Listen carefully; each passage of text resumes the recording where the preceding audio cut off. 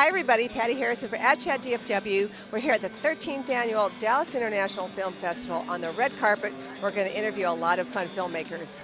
So Matthew Parisi, you are the director of First Act. Can you tell us what the film is about?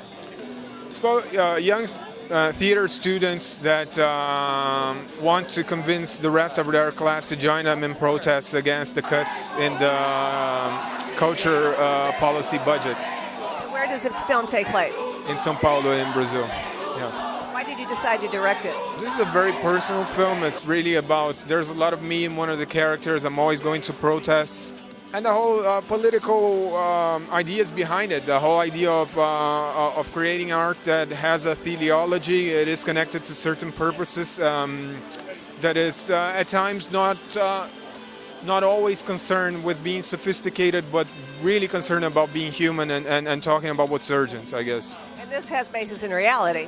Absolutely. I mean, we're going through a very big cut in culture budget. There's a tribunal of accountants that published an edit that prevents the National Agency of Cinema of signing up any new contract.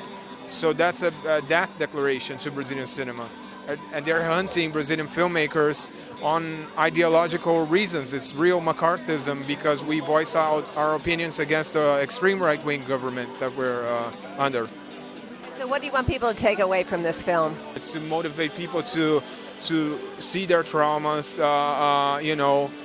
to face them and turn all this pain into the fuel to rebel, to resist. You know, we gotta occupy public spaces. We gotta go to protests. We gotta get involved. Just like Spike Lee very well said in his Oscar speech, it was very moving.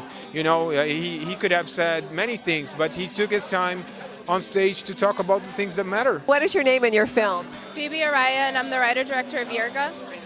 I'm Tamar Price. I'm the producer of Yirga. And so tell us what Yirga is about.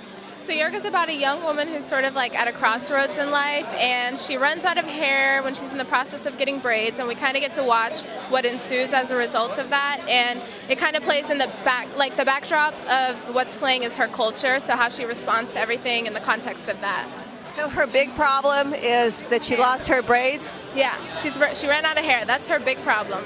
And why is that such a big problem? Because she's half done, you know, incomplete. It doesn't match up. So she's one thing on this side, she's one thing on this side. And that's the larger metaphor that we're getting at with the film, is that feeling of incompleteness. Yeah. So what do you want the audiences to take away from this film? I just always want audiences to feel less alone and then maybe laugh a little bit. Yeah. To see people in a different light, maybe see a story you haven't seen before. I'm Alex Garcia Topete. I'm the lead programmer of Latino and World Cinema with the Dallas International Film Festival. And so what is new this year with your area of the world? We had a lot of diversity and variety in terms of genre. We have the whole spectrum from documentaries and comedies to hardcore dramas and the journalistic, more type of documentary that is just almost blurring boundaries with a thriller feeling. And you'll need to see the section to get what I mean. What is your favorite movie? All of them.